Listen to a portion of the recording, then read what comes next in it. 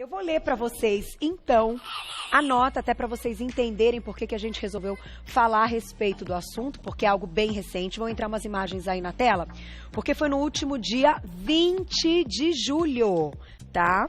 Desculpa, de junho, porque aqui tá escrito julho, mas eu acho que é junho. A Câmara de Deputados aprovou um projeto de lei que autoriza a produção, a venda e o consumo de remédios para emagrecer, gente. O uso de determinadas substâncias utilizadas para o emagrecimento chegou a ser proibido pela Agência Nacional de Vigilância Sanitária em 2011. Na época, o motivo da proibição foi que estes medicamentos poderiam causar problemas cardíacos. Vamos entender daqui a pouco. A Anvisa divulgou uma nota e disse que irá recomendar o veto do projeto de lei ao presidente Michel Temer, pois vê com preocupação a decisão da Câmara. Já a Sociedade Brasileira de Endocrinologia e Metabologia divulgou uma nota em que defende a decisão e a aprovação do projeto de lei. A nova norma autoriza a comercialização com prescrição médica desses remédios, desde que respeitadas as limitações de quantidade. Além disso, a receita deve ficar retida na farmácia e o médico e o paciente devem assinar um termo de responsabilidade. Então, tem umas regrinhas para o consumo, mas fato é que essas substâncias estão aprovadas. Doutor Roberto Navarro, bem-vindo mais uma vez. Agora, boa tarde. Vamos começar, então, com a primeira perguntinha até na tela e você pode já iniciar aí o que você, enfim, concorda, discorda ou o que são os pontos que a gente tem que levantar nessa matéria. Vamos lá. Primeira perguntinha na tela, olha só. A volta da liberação do uso de moderadores de apetite para tratar a obesidade é bem-vinda ou é um retrocesso? Começamos já na polêmica. Aí é que tá, Carol. É minha responsabilidade de assumir um tema de tamanha importância. Eu não posso dar minha opinião pessoal, tá? Eu tenho que estar aqui falando em nome da comunidade médica. Eu acho que no final desse texto que você falou, Carol, ficou claro o que a classe médica já pensava. A prescrição em doses corretas, respeitando o limite das doses e respeitando, inclusive, Carol, as contraindicações. E eu acredito que em 2011, quando a Anvisa resolveu realmente tirar os moderadores de apetite das prateleiras das farmácias, até talvez se compreendesse na época pela vulgarização do uso, Carol. Se comprava por internet, né? Não havia uma fiscalização eficiente, se tomava em doses acima do recomendado. Pacientes que não tinham indicação do uso também tomavam da amiga, né? Então, realmente são medicamentos que têm os seus potenciais efeitos colaterais. Óbvio, isso é inegável. Todos eles que foram na época colocados aí na Berlinda. A gente colocou os nomes aqui, tá? A sibutramina, houve uma confusão, Carol, porque ela chegou a ser retirada, mas ela não foi excluída, não. A Anvisa, na época, retrocedeu e permitiu a continuidade da prescrição, porque a sibutramina não é um anorexígeno. Ela é uma sacietógena, ela estimula mais a saciedade do que tira 100% a fome. E os riscos cardiovasculares que a gente fala eram menores em relação aos outros, como o mazindol, dietilpropiona e o femproporex. Aqui o femproporex saiu com N, mas é com M, tá? Vou colocar aqui para o câmera pegar. É com M, saiu impresso errado. Mas eles todos agora foram retomados. Inclusive a sibutramina, que não foi suspensa, passa a ser agora formalmente prescrita sem precisar de um receituário especial que estava precisando. E o que são anorexígenos? São os medicamentos que atuam no centro da fome. Nós temos no cérebro o centro da fome e o centro da saciedade. O centro da fome é aquele que desperta quando você está horas sem comer, justamente para que você busque o alimento. E o da saciedade é o que avisa que você já comeu e está saciada. Então tem dois centros diferentes. Os anorexígenos mesmos, os anfetamínicos, atuavam no centro da fome. Então, eles são mais potentes para fazer a pessoa parar de comer. Né? Então, e a sibutramina não, ela estimula a saciedade. Fome você tem, mas na hora de comer você vai ter uma sensação de que não precisa comer tanto para se saciar. Você vai acabar saindo da mesa comendo um pouco menos. A gente pode dizer que os anorexígenos, então, têm efeitos colaterais, né? Vêm com efeitos colaterais um pouco mais perigosos ou que merecem aí mais atenção do que a sibutramina? Sim, sem sombra de dúvida, sem sombra de dúvida. Tanto que a sibutramina, quando foi lançada, quase 15, 20 anos atrás, não tem um tempo, o apelo justamente era porque tinha um risco cardiovascular menor.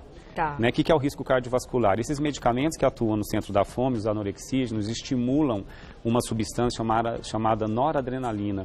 Essa substância, quando estimulada, aumenta o número de batidas do coração, isso pode aumentar a pressão arterial, pode levar a um batimento acelerado do coração, a uma irritabilidade, uma insônia. Tá. E quando se passava o efeito, né, desse hiperestímulo, muitos pacientes caminhavam para uma sensação de depressão.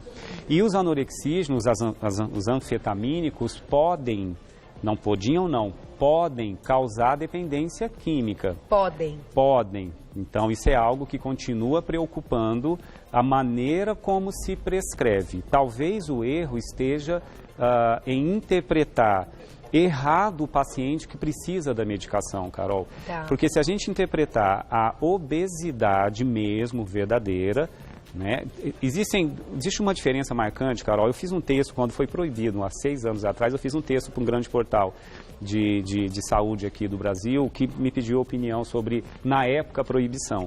E eu fiz mais ou menos raciocínio, Carol. Existem pessoas que não precisam de maneira alguma de usar o medicamento anorexígeno ou uma anfetamina para emagrecer, porque engordaram apenas pontualmente por um erro de hábito. Então, pega uma pessoa que não tem nenhuma genética de obesidade, não tem pais obesos, não foi criança obesa, não tem nenhum problema, sempre foi de comer certinho, fazia sua atividade física, aí a vida vai passando, aí você começa a trabalhar muito, deixa a atividade física do lado, vem a ansiedade do trabalho, as cobranças, aí você começa a descontar na comida a ansiedade, para a atividade física e começa a ganhar peso.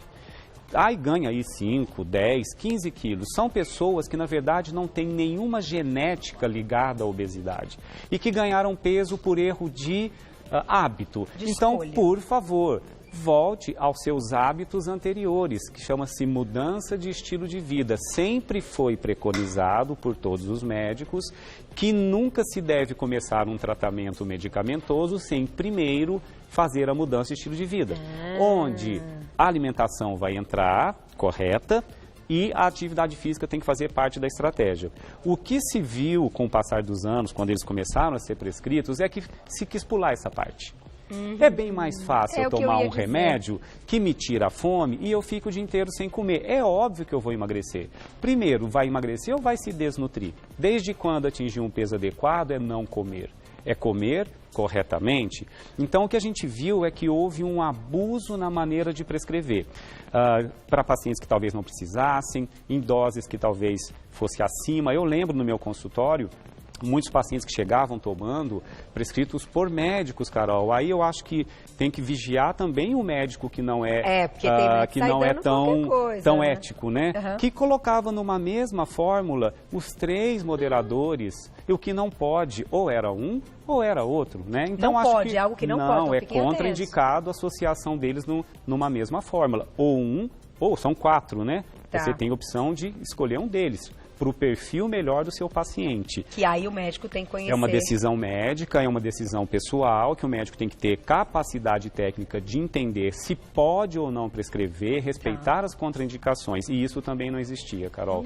Então, acho que foi uma sequência de erros, né, que fez com que a Anvisa intercedesse pelos riscos que a gente estava vendo na prescrição. Eu vou colocar outra perguntinha que a gente tem aqui, daqui a pouquinho perguntinhas do público, mandem, @VocêBonitaTV, porque a gente vai seguindo aqui uma linha de pensamento. Existem riscos, então, quando utilizados pelos pacientes, nós vamos dizer qual paciente tem uma contraindicação mesmo, não pode tomar de jeito nenhum e tem que, claro, recorrer a outros métodos, outros tratamentos para perda de peso. Vamos, então, citar alguns, doutor Roberto, que você acha que são os mais perigosos? Na verdade, assim, quais as principais contraindicações, principalmente dos que vão voltar para prescrição médica, né? O Mazindol, o Femproporex, que é com M, viu, gente? Não com N, e o dietilpropiona, tá? A sibutramina nunca foi retirada. Totalmente. Mas todos os 4, inclusive a sibutramina, também é contraindicado em pacientes que têm pressão alta, que sejam hipertensos. Se não me engano, o Mazindol ainda tem um perfil de mais segurança no paciente com pressão alta. Tá. Porque o potencial é aumentar mais a pressão. Mas aí depende da dose, né? Tá. Pacientes que tiveram recentemente infarto agudo do miocárdio, que são revascularizados Não recentemente, contraindicado. Pacientes que têm histórico de arritmia, batimentos do coração fora do compasso, que tomam inclusive antiarrítmicos, é contraindicado. E pacientes com diabetes descompensado, com um diabetes fora do controle, também tem um risco maior de uso desses medicamentos. Então, respeitar essas contraindicações, e pacientes com hipertireoidismo, que tem uma tireoide acelerada. Tá. Pacientes com histórico de ter tido depressão, pacientes com histórico de esquizofrenia, pacientes com histórico de risco de suicídio. Então, existe uma série de contraindicações, Carol. Cabe ao médico entender essa contraindicação e não prescrever depois de uma avaliação individualizada. É isso que nós médicos, inclusive você perguntou sobre a ABRAM, que é a Associação Brasileira de Nutrologia, não existe uma briga para que não se prescreva. A própria ABRAM também não achou interessante na época a proibição, porque, queira ou não, Carol, é um arsenal a mais, de risco. Dependendo do paciente, o risco é baixo. Né? Imaginando que a obesidade... Então, vamos pegar um exemplo de uma pessoa, Carol, que eu falei daquele que está gordinho na vida adulta por erro de hábito. Sim. Agora, imagine você ter uma tendência à obesidade desde de criança. Imagine você ser filho de obesos. E na infância você já se tornou uma criança gordinha. E na vida adulta, passou a vida brigando com a balança. E na vida adulta começou a ter as complicações da sua obesidade, como hipertensão, diabetes, dores articulares. O que aumentou muito quando foi retirado os medicamentos anti-obesidade, né, como a gente classifica? Aumentou o número de cirurgia bariátrica, que também tem as suas... que também tem os seus riscos. Então, entre riscos, benefícios, cabe ao médico decidir o melhor tratamento para o seu paciente. Tá. Não pode ser nem a Câmara dos Deputados, nem a própria Anvisa que deva interferir na autonomia do profissional médico. Né? A não ser que passem a duvidar da nossa capacidade de equilíbrio na prescrição. Concordo, Carol, tem muitos médicos, talvez com formação ruim, tem colegas que não são especialistas em obesidade, que são de especialidades onde não tem contato. E passa tudo igual para todo mundo. Que faz formulazinhas padrões. Então, concordo que existe esse lado perverso da moeda, que é o mal profissional. Mas aqui a gente está explicando com um olhar... Sim, criterioso. Criterioso. E que a gente assina embaixo. Eu acho que é por aí. Sim. O bom senso é por aí quando a gente está falando de uma coisa séria. Sabe o que eu ia pedir para minha diretora? Eu imagino que tenham perguntinhas do público. Vamos fazer algumas, Gláucia? Antes da gente falar aqui, ó. Porque isso aqui é legal. Eu vou fechar a pauta falando disso aqui. Tá? Que isso aqui é muito legal. São complementos, né, Carol? Pois é, e se o pessoal de casa quiser escrever lá no Insta, queremos, pode ser um assunto para uma próxima pauta, bacana, que é algo que Carol. o Dr. Roberto entende muito. Vamos colocar a pergunta do público? Temos separada? Vamos lá. Na tela, olha só quem escreveu pra gente. Vamos ver. Milena, um beijo. Qualquer especialista pode prescrever esse tipo de medicamento? Quem está apto para prescrever? Grande pergunta, Milena. O correto, assim, o problema é que existe um pouco de liberalidade demais do Conselho Federal de Medicina, que acha você é médico, você pode prescrever, desde que você seja formado. Qualquer médico pode? Teoricamente pode, só que dentro do que seria o correto, seriam os endocrinologistas, os clínicos nutrólogos, né? Talvez esses sejam os que estejam mais em contato com esse paciente. Alguns ginecologistas, que a mulher às vezes ganha muito peso na gestação, né, que também entendem a necessidade de interferir nesse paciente que está ficando obeso. Gineco é interessante, que é o médico da mulher, né? Isso, eu acho que ele também tem um conhecimento suficiente para prescrever. O cardiologista, sem problema, né? Agora, quem é da área cirúrgica, que não tem tanto contato com a área clínica, né? Eu acho que são mais complicados, porque não tem tanto, não tem o hábito de atender esse paciente no dia a dia, né? Mas como médico, todos podem prescrever, Carol. Mas quem tem que selecionar o médico é o paciente. Também, é verdade. Não é verdade? A escolha de cada um. Exatamente. Mais uma perguntinha do público na tela, olha lá. Maíra, obrigada. Existe idade limite para indicação dos remédios? Como que Você enxerga isso, doutor Roberto? E até uma pergunta importante que eu não posso deixar de fazer, o tempo que uma pessoa pode utilizar e quantas vezes na vida, porque eu imagino que como é algo que você citou logo no início, que pode ter um vício químico, e claro, é uma situação que se você só consegue emagrecer com o remédio, não muda hábitos, quando você para de tomar, você engorda, você vai querer aquela imagem do tempo que você emagreceu quando você estava com o remédio. Aí você pede para te dar o remédio de novo. Então é uma bola de neve de uma vida, né? Então como é que a gente separa isso? Bom, primeiro que não tem estudos em crianças, né? Hoje existe uma briga da Sociedade Brasileira também de endocrinologia, de pediatria, para também a criança, não a criança pequena, mas dos 12 a partir da adolescência, também às vezes algumas crianças obesas estão precisando de alguma ajuda medicamentosa. Tá. Mas idade limite, geralmente até 60 anos, é o que a gente vê nos estudos, né? Um limite de segurança até o paciente de 60 anos. Acima disso, classificado como idoso, tem que haver um cuidado muito grande na prescrição, muito grande, porque o risco é maior. A pessoa pode tomar mais de uma vez na vida? Por quanto tempo? Na verdade, Carol, não deveria, porque a ideia inicial dos tratamentos era para ser um pontapé inicial para quem tem hiperfagia. O que é hiperfagia, Carol? O paciente que tem uma fome excessiva. Aquela criança que sempre comeu muito, aquele adulto, que chama de hiperfagia, aquela pessoa que não sai da mesa enquanto não repete o prato. É um histórico, né? Que tem aquela compulsão pelo alimento. Esse paciente precisa, no início, para conseguir mudar hábito, para conseguir observar algum resultado na sua mudança de comportamento, precisa de uma ajuda, teoricamente, né, medicamentosa, para que ele consiga atingir sua meta. Então, no começo, quando foi pesquisado, era por até 12 semanas.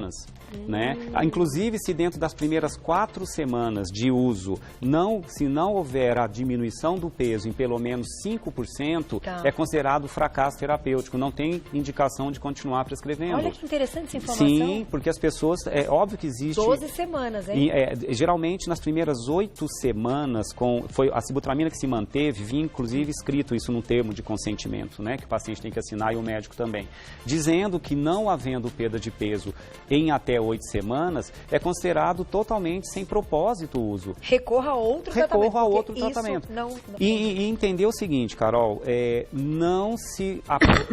não dá pra gente apostar toda a ficha em uma atitude isolada. O uso de medicamento, ele é um coadjuvante, como qualquer outra ajuda, como nutracêuticos, fitoterápicos, a gente pode fazer uma pauta só sobre isso, ele é apenas um pontapé para que as coisas fiquem mais fáceis, mas a reeducação alimentar, Carol, e a atividade física é o que mantém a chance de resultados duradouros. Se não toma um remédio, emagrece, porque não come. Para o remédio, volta a engordar, porque continua sedentário e comendo errado, Carol. Bola de neve. E se já tem uma tendência genética a ganhar peso, caramba, a coisa nunca vai fechar. Aí vira tratamento ad eterno. Gente, uma hora o corpo... Um médico não prescreve, muda de médico. Um médico X fala, eu não prescrevo mais porque chegou no limite, muda de médico e vai para outro. E aí, outro toma de novo. Né? Aí é isso que está errado, Carol. Então, acho que muito bacana você ter aberto aqui o programa Você Bonita, que tem um alcance enorme, um programa que fala de saúde, de prevenção, de bem-estar, né, Carol? Caramba, que bacana debater isso aqui, porque com a volta, muita gente vai começar a se apoiar como tratamento pontual da obesidade. Vou lá, vou tomar, vou emagrecer e vou ficar bem. Não, tudo aquilo que a gente fazia antes, aliás, o que exigiu do médico, Carol, quando foi proibido, atitudes paralelas, porque a gente estava apoiando só no remedinho. Quando foi retirado, a gente começou a ver a importância dos tratamentos coadjuvantes. Né? Se você é ansioso, trate a sua ansiedade, não é o anorexígeno que diminui a ansiedade. E no final, gente, as pessoas querem o milagre, por isso eu acho que tudo isso aqui faz um sucesso, mas lembre do perigo, porque não vai adiantar nada, vai durar o tempo que você está tomando, se você não mudar os hábitos, vai voltar tudo de novo, e aí vai começar tudo de novo, e aí a chance de ser saudável vai ficar cada vez mais difícil. Eu tenho que agradecer ao Dr. Roberto. A gente entrou com essa ilustração. Escrevam lá no Instagram do @VocêBonitaTV se vocês querem saber a respeito de fitoterápicos e nutracêuticos, porque Isto é um mundo natural que muitas vezes dá mais resultado do que isto, né, doutor Roberto? Ou como complemento, ou como coadjuvante, né, Carol? Se a gente somar, né? Então, e é agora, uma orientação. E quando tem as contraindicações também, né? Então, tem que ter outro tratamento. O que a gente pode ter de alternativo, né, Carol? Escrevam pra gente, vocês aqui vão decidir. Se vocês quiserem um assunto, manda lá, que a gente assina embaixo, passa tudo pra vocês, inclusive com os princípios ativos bem legais. A gente faz um resumão do que tem de bacana. Olha, o site do Dr. Roberto é o nutrasaude.com.br, nas redes sociais, @doutor abreviado Roberto Navarro, você já encontra todo o trabalho dele. Lembrando que ele é nosso nutrólogo e clínico geral e tá aqui quinzenalmente às segundas. Mandem aí temas que vocês querem que ele discurse aqui no Você Bonita. Obrigada. Eu que agradeço, Sempre um prazer, Carol. sempre uma aula.